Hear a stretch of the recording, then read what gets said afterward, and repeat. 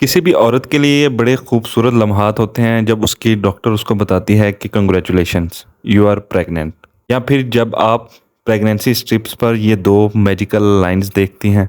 तो ये आपकी ज़िंदगी का एक खूबसूरत लम्हा होता है और साथ ही आपके अंदर एक ज़िम्मेदारी का एहसास आता है कि अब आपने अपनी सेहत का बहुत ख्याल रखना है, क्योंकि आपकी सेहत का डायरेक्ट असर आपके होने वाले बच्चे पर होगा।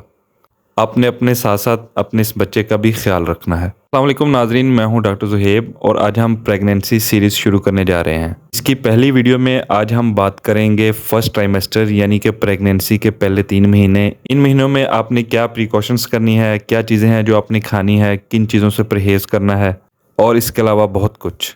जैसा कि आप में से अक्सर लोग जानते हैं कि प्रेगनेंसी के 9 मंथ को हम 3 ट्राइमेस्टर में डिवाइड करते हैं। आज हम बात करेंगे फर्स्ट ट्राइमेस्टर की यानी कि प्रेगनेंसी के पहले 3 महीने।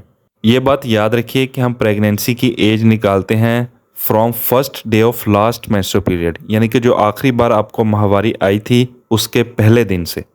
प्रेगनेंसी के ये पहले 3 महीने बहुत इंपॉर्टेंट होते हैं क्योंकि इसके दौरान ऑर्गेनोजेनेसिस होती है, यानी कि हमारी बॉडी के जितने भी मेन ऑर्गन्स हैं वो इन 3 महीनों में बन जाते हैं और बाकी महीनों में ये फर्दर ग्रो करते हैं। इसलिए इन पहले 3 महीनों में कोई भी अनकंट्रोल्ड मेडिकल कंडीशन, इसके अलावा wrong dietary and lifestyle choices, बगैर किसी डॉक्टर के मशवरे के और सुपरविजन के बगैर मेडिसिन का इस्तेमाल डिफेक्टेड बच्चे की पैदाइश और अबॉर्शन का बाइस बन सकते हैं।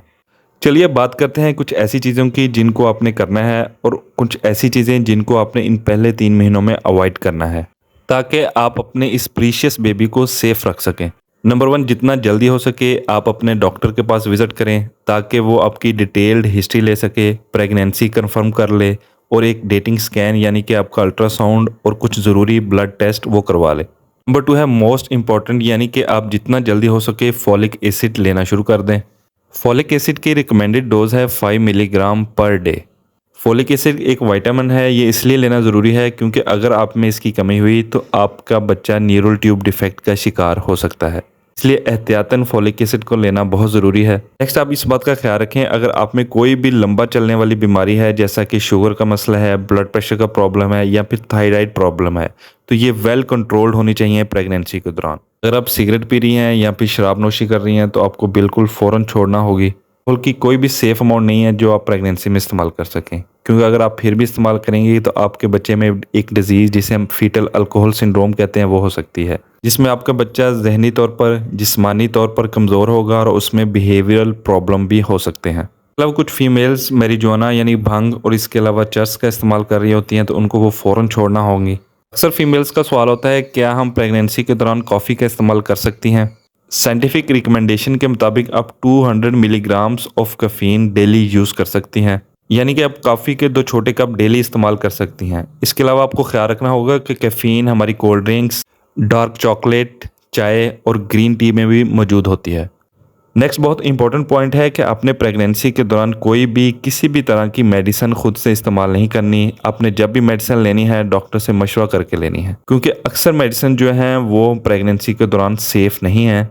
अगर अपने घर में कोई पालतू जानवर रखे हुए हैं, ख़ास तौर पर बिल्लियाँ, तो आप कोशिश करें कि उनके लिटर बॉक्स को बिल्कुल साफ़ ना करें। अगर आपको मजबूरन करने भी पड़ते हैं तो आप ग्लव्स का इस्तेमाल करें ताकि आप अपने बच्चों की एक बहुत ख़तरनाक कंडीशन टॉक्सोप्लाज्मोसिस से बचा सकें, जो कि कैट्स के फीसिस से फैलती है। ये ऐसी कंडीशन है जो कि अबॉर्शन और आपके बच्चे में बहुत सारे बर्थ डिफेक्ट्स का काज बन सकती है। नेक्स्ट हम बात करेंगे फूड यानी कि खाने पीने की। आप हर तरह की कोई भी चीज़ खा सकती हैं अगर आप में ब्लड प्रेशर और हाइपरटेंशन का प्रॉब्लम नहीं है। प्रेगनेंसी पे आप कोशिश करें कि आप फ्रूट्स का ज़्यादा इस्तेमाल करें, लेकिन अगर आप गोश्त खा रही हैं तो अब एक ख़ास बात का ख्याल रखें कि गोश्त खाते वक्त गोश्त अच्छी तरह पका हुआ हो, कच्चा ना हो, यानी कि अनकुक्ड ना हो, ताकि आप कुछ बैक्टीरिया जैसा कि साल्मोनेला और लिस्टेरिया से बच सकें। इसके अलावा कोशिश करें कि फ्रूट्स और वेजिटेबल खाने से पहले इनको अच्छी तरह वॉश कर लें। ये बिल्कुल नॉर्मल है। अगर आपका बार बार दिल ख़राब हो रहा है, मतली हो रही है, उल्टी वाली कैफियत हो जाती है, इसके अलावा हार्ट बर्न यानी आपके खुराक की नाली में जलन हो रही है, या फिर बहुत ज़्यादा एसिडिटी, इसे हम मॉर्निंग सिकनेस कहते हैं। लेकिन कुछ लोगों में इवनिंग सिकनेस होती है और कुछ फीमेल्स में तो होल डे सिकनेस होती है, यानी उनके सारा दिन यही कैफियत होती है। और कुछ फीमेल्स में तो बिल्कुल कोई भी सिकनेस नहीं होती। लेकिन आपने एक सीरियस कंडीशन है जिसका ख्याल रखना है, जिसे हम कहते हैं हाइपर इमेसिस ग्रेविडेरम।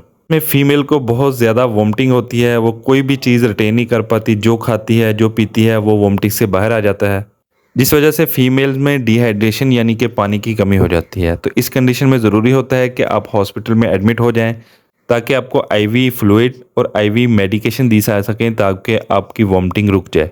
खास ख्याल रखें कि बहुत ज़्यादा ऑयली और मिर्च मसालों वाले खानों से परहेज़ करें और खाना स्मॉल इंटरवल्स के अंदर खाएं। देखने में आया है कि जिंजर यानी अदरक के इस्तेमाल से मॉर्निंग सिकनेस कम हो जाती है।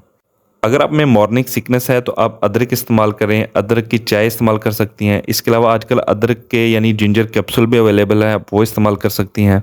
अक्सर फीमेल्स फर्स्ट ट्राइमेस्टर में कॉन्स्टिपेशन यानी कब्ज़ की शिकायत करती हैं, क्योंकि फर्स्ट ट्राइमेस्टर में एक हार्मोन बीटा एचसीजी बहुत ज़्यादा मिकदार में निकल रहा होता है, जिसकी वजह से हमारी बाउल मूवमेंट यानी हमारी आंत की मूवमेंट स्लो हो जाती है, जो कि कब्ज़ का बाइस बन रही होती है। इसलिए मेक श्योर करें कि जो खाना आप खा रही हैं उसमें फाइबर की ज़्यादा मिकदार मौजूद हो। इसके अलावा पानी का ज़्यादा इस्तेमाल करें, डिहाइड्रेशन ना होना दें और सबसे इम्पोर्टेंट कि आप वॉक करें, चलें फिरें। कुछ फीमेल्स में इसी एचसीजी हार्मोन की वजह से उनके ब्रेस्ट में टेंडरनेस यानी कि पेन और सोजिश आना शुरू हो जाती है। तो आपने घबराना नहीं है, ये बिल्कुल एक नॉर्मल चीज़ है। सबसे अच्छी बात यह है कि ये सब अलामतें तकरीबन ख़त्म हो जाती हैं पहले ट्राइमेस्टर के एंड में, यानी कि पहले 3 महीनों के बाद। बराए मेहरबानी आपने इन सारी अलामतों के बारे में बहुत ज़्यादा परेशान नहीं होना।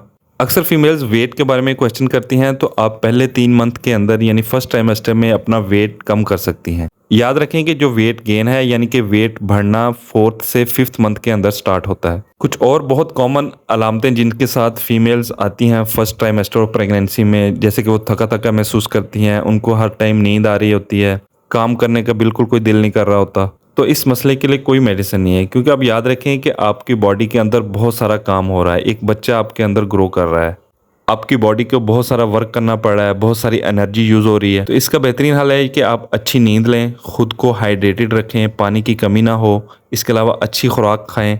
सबसे इम्पोर्टेंट ये है कि आप फर्स्ट ट्राइमेस्टर में भी खुद को एक्टिव रखें।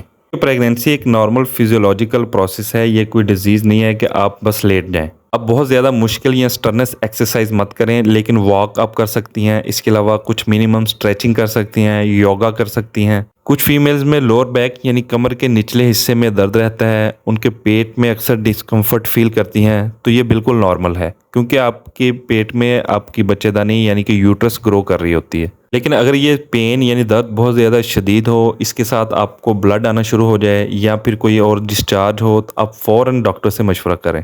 अक्सर फीमेल्स में इन 3 महीनों यानी कि फर्स्ट ट्राइमेस्टर के शुरू में ही बहुत सारी स्किन चेंजेस आना शुरू हो जाती हैं। कुछ फीमेल्स में बहुत ज़्यादा एक्नी होना शुरू हो जाती है और कुछ फीमेल्स में जिनमें ऑलरेडी एक्नी है वो एक्नी क्लियर होने लगती है। यहाँ एक बहुत इंपॉर्टेंट बात जो आपने याद रखनी है कि आपने इस एक्नी के लिए कोई भी मेडिसिन खुद से लेकर नहीं खानी, इवन कि कोई क्रीम भी खुद से इस्तेमाल नहीं करनी। आपने डॉक्टर से पहले मशवरा करना है, फिर कोई भी मेडिसिन इस्तेमाल करनी है। इसके अलावा कुछ फीमेल्स में स्किन डार्क होना शुरू हो जाती है, ख़ासतौर पर चीक्स पर, इसके अलावा पेट पर और इसके अलावा इनर थाइस पर। तो इसके बारे में परेशान होने की कोई ज़रूरत नहीं है, ये नॉर्मल है। तो याद रखें कि हो सकता है कि पहला ट्राइमेस्टर आपके लिए थोड़ा अनकंफर्टेबल हो, लेकिन अगर आप ये कुछ बेसिक इन्फॉर्मेशन, कुछ टिप्स और बेसिक प्रिकॉशंस याद रखेंगी तो यकीनन आपका फर्स्ट ट्राइमेस्टर यानी पहले 3 महीने बहुत आसानी से गुजर जाएंगे। अपना और अपने बच्चे का बहुत बहुत ख्याल रखिएगा और हमारे इस चैनल का भी शुक्रिया।